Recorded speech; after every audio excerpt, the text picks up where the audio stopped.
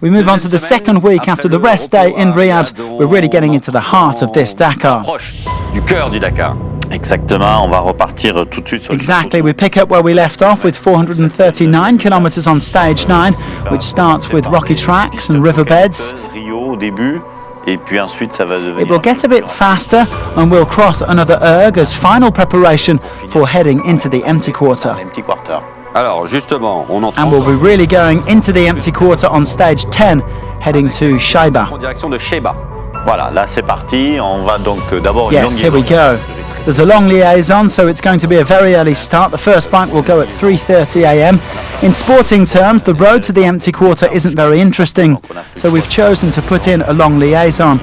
We start with a short special in the dunes, 30 kilometres of sand, setting things up for the famous marathon stage, which will take us to the heart of the empty quarter. Mathieu Baumel, you had a taste of the empty quarter in 2020.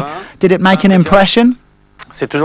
Yeah, it's always something to enter a chain of dunes, whatever they're like and wherever you are.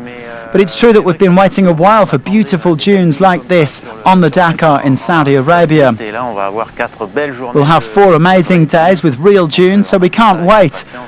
This is what NASA dreams about at night. Sebastian Loeb, I don't know if you also dream about this at night, but what does the empty quarter mean for you, these 4 days with nothing but dunes? Well, I don't like that NASA is dreaming about it at night at first. But driving in the dunes is extraordinary with the cars that we have today. It's fantastic.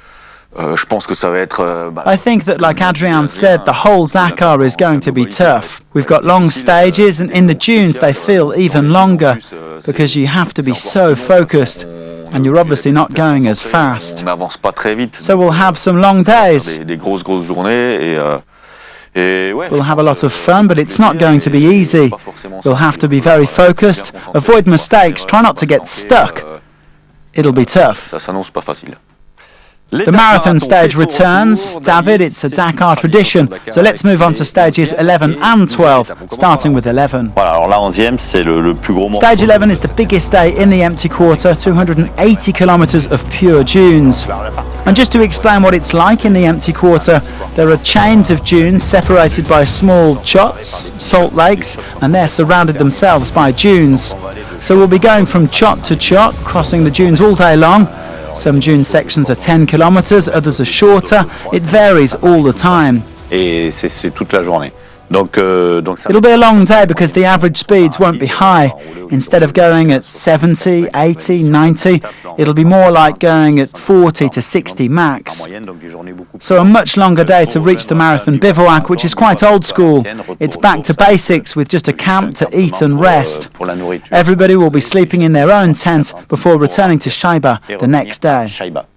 Adrien van Beveren, how do you manage a marathon stage? But I'd say that I manage it a bit like any other stage. In Rally Raid, and especially the Dakar, it's so long that you always have to be focused, and even more so on a marathon stage. But when you're riding on sand, as we will be doing in this year's marathon stage, you don't need to manage the tyres so much, or the way you attack. When you have a marathon stage on rocky tracks, 2 stages without changing the tyres, then you have to manage more. So I think we'll be able to approach this year's marathon stage a bit like a normal stage, except at the finish.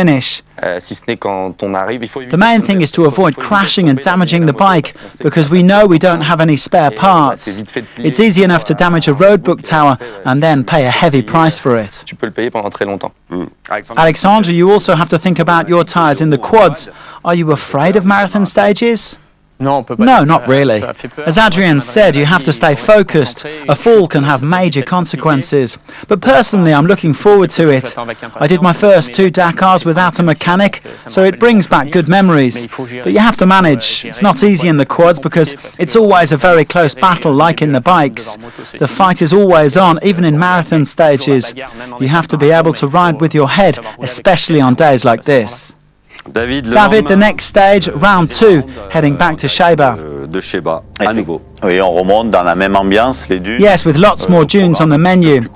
It's around 100 kilometers shorter, with more or less the same profile. Exactement un peu le même profil. But it's different though, because there are some big dune descents from the previous day that we're not going to be able to climb. The landscape will be different because we'll be going in the opposite direction. The riders and drivers have to get back to Sheba to finish this marathon stage. The next day will be the potentially decisive 13th stage between Sheba and Al Hafuf. The liaison comes after the special to keep the action close to the dunes, around 150k in the dunes before a long road section to Al Hafuf, which is close to Dammam. Et enfin la dernière étape. And then the final stage of Dakar 2023 between Al Hafuf and Dammam on the Persian Gulf.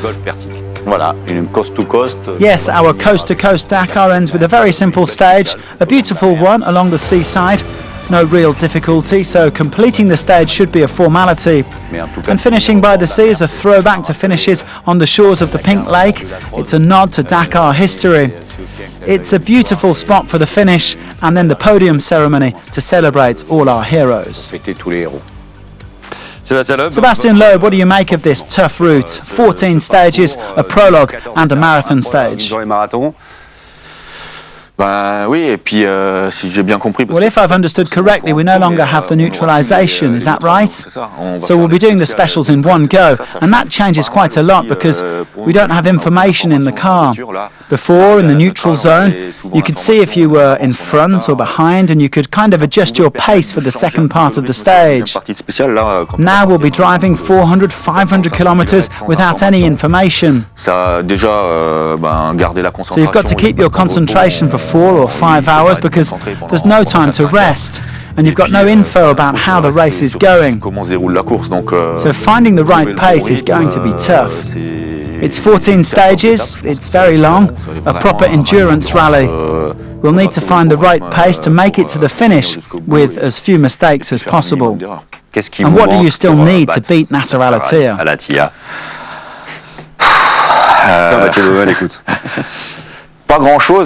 Not much, we have the pace. Nasser and Mathieu are very strong because they're a complete crew. They've been working together for years, they know each other inside out. Nasser was born in the desert, he has a huge amount of experience in rally raid, and so does Mathieu. I don't have that experience. I do have the necessary pace to compete with them. But we sometimes make little mistakes here and there. It's hard to match their consistency on such long rallies. David Castera, can you give us some key figures of this Dakar 2023 route? 14 stages, as we've seen, lots of specials of over 400 kilometres for a total of almost 5,000 competitive kilometres. It's been a long time since we covered that much ground, 4,704 exactly, so endurance is going to be key. There are some great stages and it's going to be a tough rally.